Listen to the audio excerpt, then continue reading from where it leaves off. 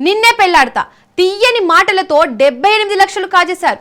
అంతర్జాలంలో వివిధ రూపాల్లో పరిచయం పెంచుకుంటున్న యువతులు అమాయకులకు వలవేసి లక్షల రూపాయలు కాజేస్తున్నారు.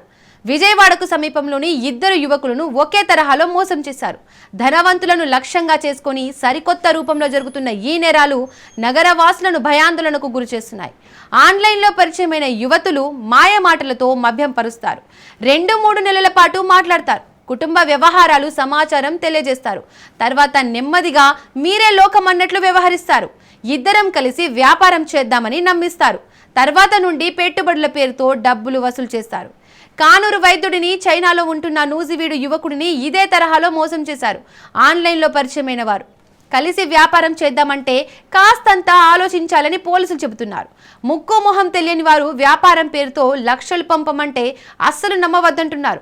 ఎవరైనా పెళ్లి చేసుకుందామంటే వారి కుటుంబం గురించి పూర్తి వివరాలు తెలుసుకోవాలి. ఆ తర్వాతే ముందుకు వెళ్ళాలి.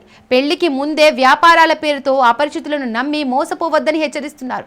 సైబర్ నేరగాళ్లు ధనవంతుల వివరాలను ముందుగానే సేకరించి ఈ తరహా మోసాలకు పాల్పడతారని చెబుతున్నారు.